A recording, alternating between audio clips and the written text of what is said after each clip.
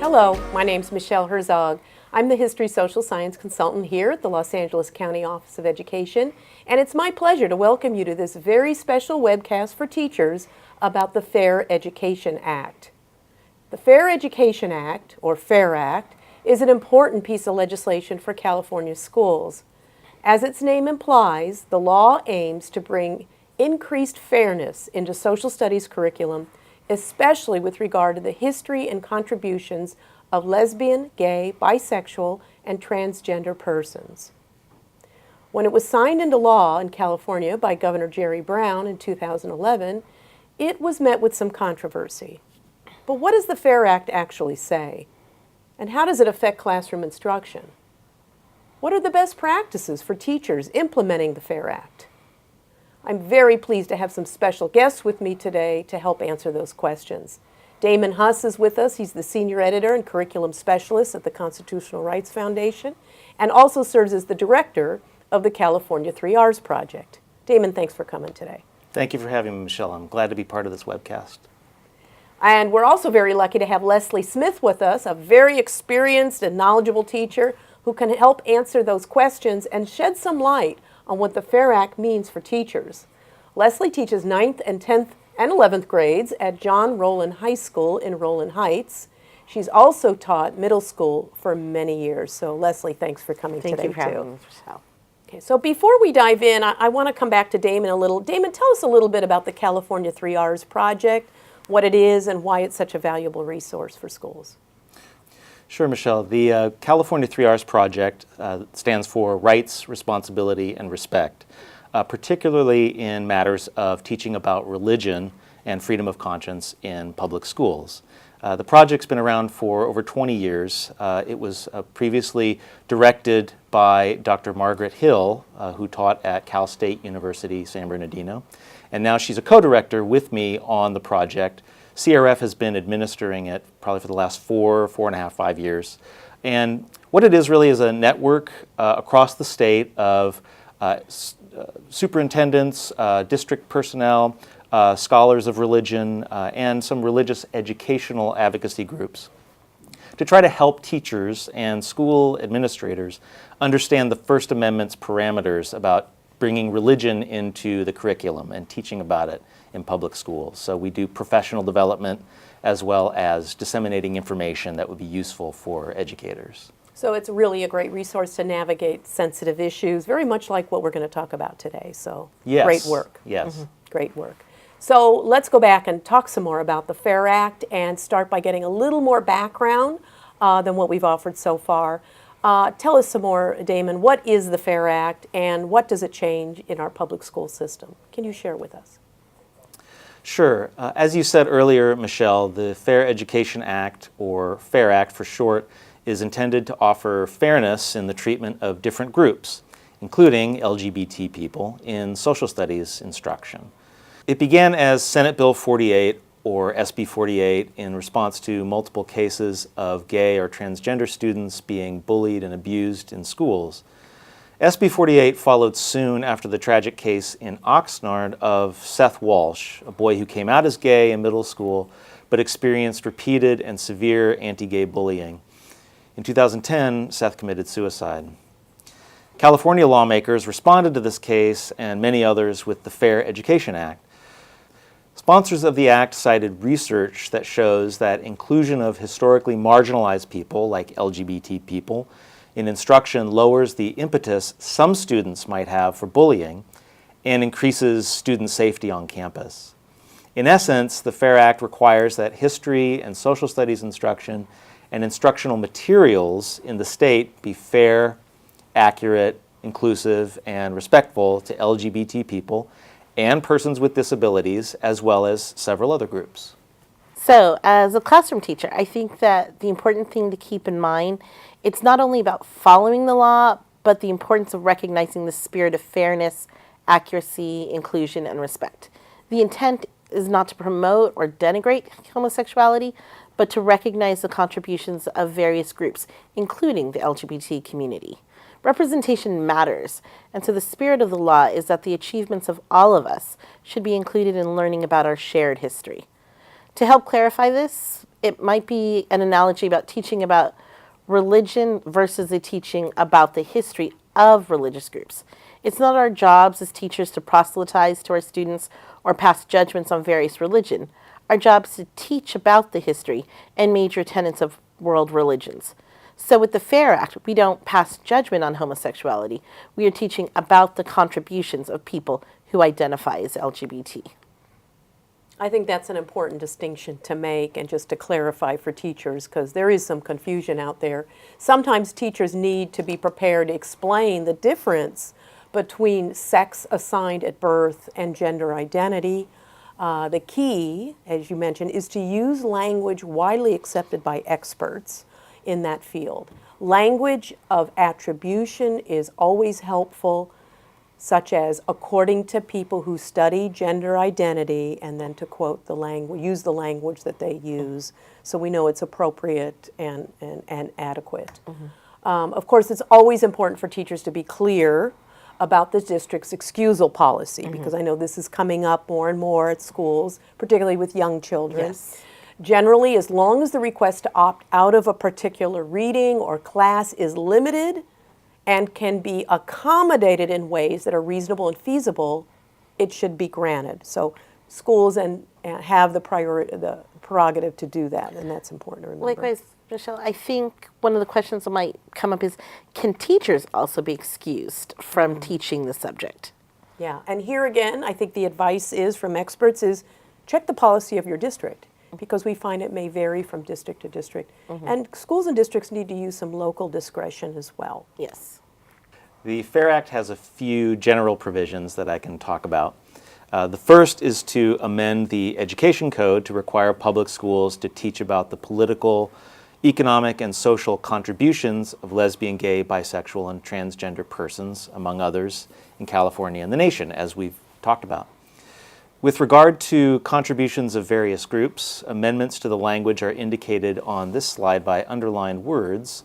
For example, cultural groups were included as well as ethnic groups. An example of this would be the deaf and hard of hearing community. While they're not an ethnic group, they're a definite cultural group whose contribution should be recognized in social studies instruction. This should lead teachers to consider and discuss in their professional learning communities and grade level meetings, what are the various cultural communities represented in their schools? Are these communities reflected in our lesson plans? What about the state or the nation? And these reflective conversations should then lead teachers to seek out resources that ensure inclusivity. I think that's a great example, Leslie. And we know, too, that when we include the contributions of the deaf and hard of hearing community in the instruction, that's very affirming for folks in that community to know that they are part of the American story, the history of the world. It also reminds me, well, of the film that came out, Hidden Figures, right? Yes. And all of the interest and excitement that really highlighted the contributions of these brilliant African-American scientists who were women. And yes, they faced a great deal of discrimination, but yet they were major contributors to NASA, to the space program, and all of that. So just calling that out recognizes that there are contributions made from all groups. Yes. I think that that's the major difference, is that it's not just about great men doing important things, but we the people, and how we can include all of us in our American story, and recognizing that all of us made this country what it is and made it great. And even as you look at world history as well, what are the contributions of different groups? Students are more interested and feel more affirmed when they see themselves reflected in these lessons. And so that's the purpose of the act, is to do that. So it's not like, use the example of Hidden Figures. These women weren't brilliant because they were women, and they weren't brilliant because they were African American. But at the time, it was so notable because it was the Jim Crow era. And so for them to make these strides and aid the space race was really major. If you look at what are the contributions then of people with disabilities, so often they've been marginalized, and so when they overcome struggles, their story is even more powerful, or the LGBT community as well. So. And you're a classroom teacher. When those stories emerge and you have students from those communities, I got to believe that's very affirming for them and inspiring as well. Yes. Yes, and I think also important for students who aren't in those communities, who frequently see themselves reflected over and over. It's also important for them to know that other people have contributed, so that it's really our American story.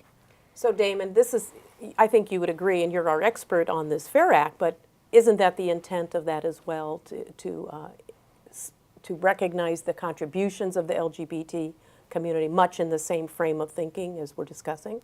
Right, and it's written right there into the amendments to the Act in the Education Code that it's all about the contributions and specifies political, economic, social contributions of all of these groups, including LGBT people, into our social studies instruction. So that's exactly what Leslie was talking about. It's building on the knowledge and giving a more complete picture of our history.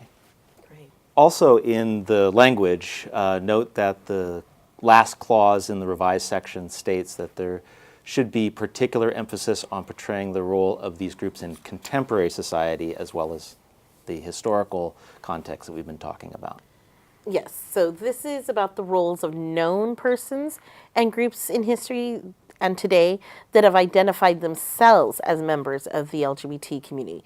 In other words, we're not guessing about historical figures or trying to out any event that people speculate about. The anti-discrimination provisions are summarized here. Sexual orientation was added to the Ed Code's anti-discrimination language, along with race, ethnicity, religion, and so on.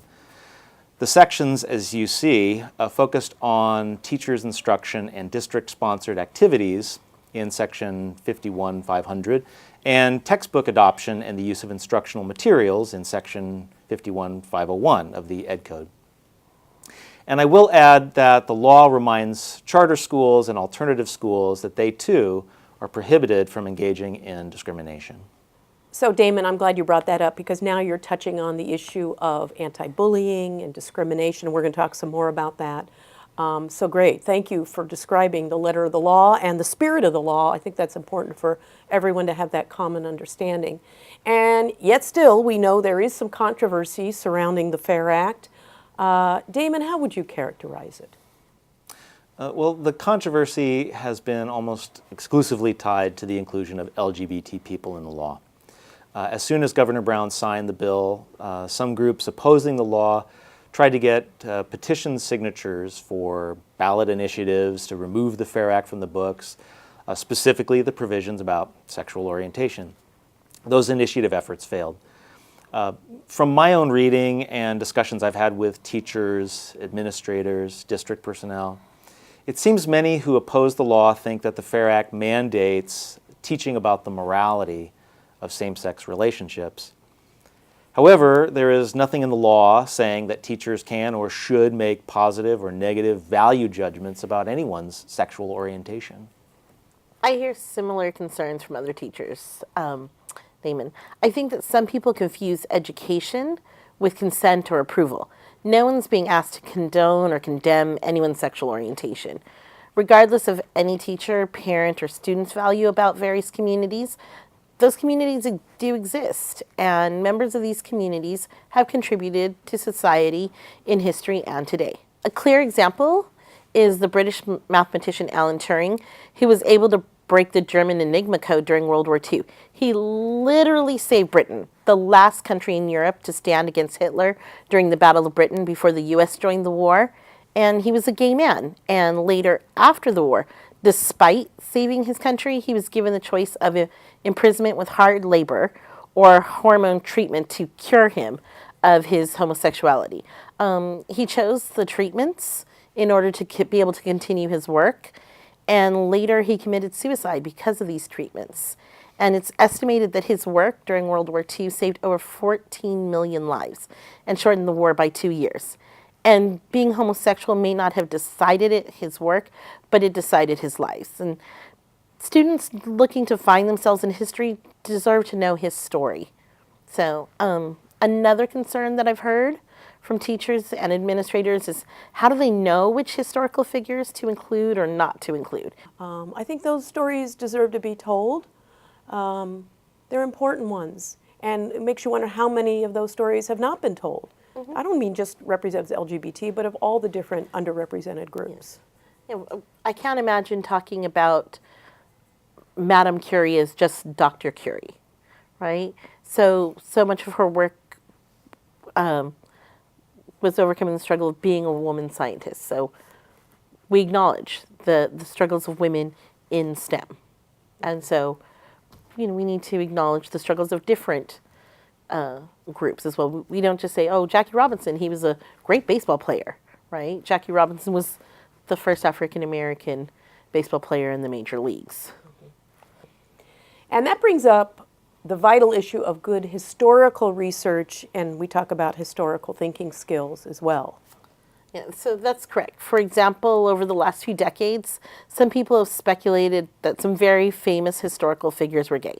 Some cite circumstantial evidence or hearsay, so we want to tread lightly here and not make assumptions about anyone's sexual orientation unless the individual has identified themselves as such. So not only would the state not approve instructional materials that confirm the speculation, but the California State History Social Science Framework does not include anything about it or other speculative arguments as historical figures. As a teacher and a historian, I would suggest that we ground our studies in historical evidence from reliable sources. Instructional materials adopted by the California State Board of Education are a reliable source. So speaking of textbooks, Damon, tell us some more about the textbook process, the formal adoption process, and other guidelines that might be available. Sure, Michelle. First, the FAIR Act says that the governing boards, including the state, must adopt textbooks and instructional materials that accurately reflect the diversity of our society. That diversity must include the additions under the FAIR Act of LGBT people, people with disabilities, and others, as well as the Anti-Discrimination Provision. And that's law now, correct? Yes, that is correct. The state's textbook adoptions, therefore, involve a process of review to make sure that the textbooks align with the Fair Education Act in age and grade level appropriate ways for students. So Leslie mentioned the framework as well, which contains content, instructional guidelines for social studies teachers throughout California, as we mentioned. The California State Board of Education adopted a revised framework, as we know, in 2016, and it also reflects the Fair Education Act's provisions. What are some examples of how the framework treats FAIR Act aligned materials? Well, here's an example from second grade content in the framework. Here, students learn historical thinking that is age and grade level appropriate by looking at their own families in the context of the question, how do families remember their past? As you can see, the language of the framework includes many different kinds of families that exist in our society. Immigrant families, families with lesbian, gay, bisexual, or transgender parents, blended families, families headed by single parents, extended families, and so on. This makes the curriculum inclusive so that students who do not come from traditional nuclear families with two opposite-sex parents don't feel excluded or like second-class citizens. All these families are already represented in our communities. Now they will be included in our classrooms. Another example from the same grade level is based upon the essential question, what makes someone heroic? So it's very common for teachers to assign some sort of biographical research project, and in assigning the project, the teachers will develop a list of important historical figures for the students to research. There should be a strong effort to ensure representation across genders and ethnicities. And under the FAIR Act, the previously mentioned cultural groups should be represented as well. So you both talked about examples in second grade, and so I want to raise this because we're talking about young children here, 6, 7, 8 years old. And I know this is a concern for many families that this topic is being introduced at a very young age, right? And so I think there's a lot of concern about that coming to schools. I think we want to also advise schools to use some local discretion on this topic as well, because it can be a little tricky when addressing this with young children. When they're older, they're becoming more aware of the definitions and what it all means. But for young children, we want to be a little cautious too. Wouldn't you agree? Yeah, I think so. I think it's about how much detail you give as well. Nobody's writing a dissertation, so it's still a second grade research project. But as you're coming up with your list, you want to make sure that you have all the different communities represented. And I think also to add proper attribution. So if students aren't sure about the terminology used, gay, lesbian, transgender, the attribution is to, experts or scholars or advocates for LGBT people define it this way or describe it this way. So you give a proper attribution, so it's not just coming from the teacher, that the teacher's giving their own interpretation of it. Yeah, I just think we need to be a little hypersensitive too with our younger students too, and give some local discretion as well to districts. I think is helpful. In fourth grade in the framework, which focuses on California history, students learn about people who came to California and then shaped the environment of California. We know that California then and California now has a rich diversity of people representing various races, ethnicities, religions, disabilities, and sexual orientation. Over the years, students have learned about notable individuals like Cesar Chavez and Dolores Huerta, who contributed greatly to the California landscape of civil rights. Now, with the implementation of the FAIR Act, they will also learn in that context about Harvey Milk, a notable historic figure who was also California's first openly gay public official. Again, for fourth grade, this is age and grade level appropriate. Unlike the unfounded speculation about other famous people, Harvey Milk was out as a gay man, so there is no speculation involved. In high school, students learn about the roles of important people in the civil rights movement, representing various walks of life. They learn about the black churches and women such as Fannie Lou Hamer and Rosa Parks. Here again, with the FAIR Act, students also learn about Bayard Rustin, who was a principal organizer of the 1963 March on Washington and who identified himself as a gay man. This fits with the FAIR Act's provision that the political contributions of LGBT people will be included. And with Milk, being an out gay man was key to his identity and his contributions to society. Similarly with Bayard Rustin. So teaching about these two influential leaders without mentioning that they were both gay men is to actually leave out an essential, relevant part of their identity. Even looking at how societies in history have treated LGBT people under the law is an important subject in itself. Your example, Leslie, of Alan Turing is a good case in point.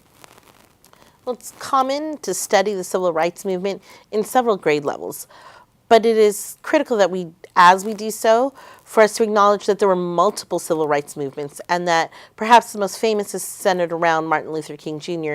and the treatment of African Americans in the South. But this, by no means, the only civil rights movements. The Chicano Movement in California, school integration led by Latinos and Asian Americans here in California, more specifically Chinese Americans, the passage of the Americans with Disabilities Act, the various women's movements, and the struggle for LGBT rights are all examples of civil rights movements. We the People didn't include very many people in 1789, but through struggle, it has come to include more and more people. And it's truly a beautiful story that deserves to be told in schools. And so, of course, since each community likes to tell and to hear its story told, there are a plethora of resources out there waiting to be mined. Google can be your friend here, but it's important to utilize your media literacy skills to always look to reliable web sources, to cite reliable evidence, and to curate good quality literature for young people.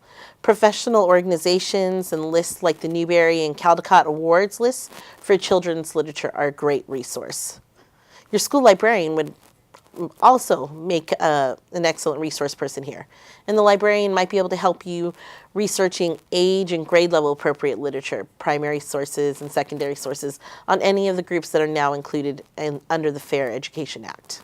I can say at Constitutional Rights Foundation, we developed a series of lessons called California's Diversity, Past and Present, that focus on the history of many people and groups in California, and this was done through the 3Rs project. The lessons are usable in upper elementary or middle school grades and are aligned to Common Core state standards and state history social science standards. They place discussion of LGBT people, people with disabilities, various ethnic and cultural groups, and others within a larger discussion of diversity, as well as equal protection and due process of law under the 14th Amendment to the Constitution. In that context, they could be used either in California history or U.S. history classes. Pictured here is part of a lesson focusing on the diversity of prominent Californians in terms of race, ethnicity, and also sexual orientation. Pictured here is Octavia Butler, for example, a famous science fiction author who happened to be a lesbian. There is also a separate lesson specifically on religious diversity within the state. So this information that you've shared really lays out pretty clearly how teachers can implement the Fair Education Act. But we know there's still some teachers who may be unsure or even hesitant to approach the subjects brought out by the Fair Education Act. To summarize, what would you suggest to teachers from a practical perspective, those of you who may still be a little unsure or hesitant, because it is still a sensitive topic? I can appreciate that, Michelle. As far as the anti-discrimination provisions go, it is the law that anti-gay and anti-LGBT discrimination are prohibited. Such discrimination is as illegal as discrimination based on race, sex, religion, and ethnicity. I would also say that a key element here is anti-bullying. I don't believe that any of us want to live in a society that either promotes or ignores bullying. We can all stand behind creating a safe, welcoming learning environment for our students. And this includes students of various ethnic and cultural groups, as well as the LGBT community. Students deserve to come to school and feel welcome and included. The Fair Inclusion Act codifies this inclusion. It's less about what we cannot do to students and more about what we get to do with our students in our classes to ensure that they are welcomed and included. We should always choose materials that reflect the students in our rooms because representation matters, and expose them to important people in wider, diverse communities so that they are prepared to be successful, contributing members of our global society. Yes, the FAIR Act is a buffer against bullying, and I would appeal to any skeptic's sense of fairness that way. As members of a democratic society, and regardless of our personal convictions or opinions about sexual orientation, all of us want a society of confident equals where no one is bullied or abused.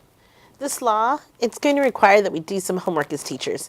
And while I recognize that our proverbial plates are always full, good teaching, good history require that we are perennial students, revising and refining our practice. And we hope that our students are lifelong learners, so we must model this in our own practice. So I think you made a good point, Leslie, about doing your homework, being prepared. I think that's the single best thing folks can do. And all the experts tell us, be proactive as you start to tread into these waters. Recommend teachers working as grade levels and sharing ideas and thoughts and language and how they're going to approach it. Engage your administrators. Make sure they're in the loop and everyone's on the same page, because those phone calls may likely come and you want to have a common message. Some schools recommend sending letters home in advance to parents and families. Bringing groups together ahead of time, kind of laying out, here's the law, here's how we plan to comply with it, exactly kind of clarifying like we did in this broadcast, what we're going to do and what we're not going to do, just to kind of allay any concerns that families have. I think that's a great proactive approach as well. I think when you look also at working with younger students, sometimes you have those precocious children who have questions that you might not be prepared for. So I think that it places onus on the teachers as well, just to make sure that they've tried to anticipate what some of those questions might be. I mean, especially on definitions, like teacher, what does this mean? What does that mean? Right. And so just to know yourself, to Right. have done your homework so you can give them a matter-of-fact definition and continue with your lesson. Yeah, anticipate those. Anticipate those. And then be ready to respond in the common, appropriate language and message. I Exactly. think that'll help you avoid a number of potential issues that could come up. And fortunately, there's a number of great resources available to teachers out there, and more are being developed. I think we'll see a lot more now that the law is being enacted. The California Department of Education will have information available. And we know a number of organizations have wonderful curriculum out there. Damon mentioned Constitutional Rights Foundation, always reliable. Facing History in Ourselves has a lot of great curriculum in this area. And we are going to continue to list links to a number of reliable resources on the web page where this broadcast is. We've learned that State PTA now has some resources as well available, so we'll keep that current for folks to move that forward. All right. So thank you both. Your expertise is really very much appreciated. Thank you, Damon, for giving us all of your knowledge, sharing your knowledge and expertise with us. Oh, well, thank you for having me here, Michelle. I'm really glad I could be here. And Leslie, you're on the front lines like so many teachers, so you're there front and center, and so we truly appreciate how difficult this can be, and thank you for sharing your Thank you expertise for having with me us. here. And so at this time, I also want to thank our wonderful technology team here at the Los Angeles County Office of Education, led by Tyler Cook, and our producer for today is Mike McMahon, so we're happy to work with them. Of course, I always want to thank my Director of the Division of Curriculum and Instructional Services, Dr. Yvonne Contreras, our Assistant Director, Danielle Mitchell, and of course, our LACOE Superintendent, Dr. Deborah Eduardo. This work cannot go on without their support, and so I am extremely grateful to them to allow us to have forums like this to help the field move forward. And most importantly, I want to thank our viewers. Thank you for taking the time to watch this webcast and give this topic the attention it deserves.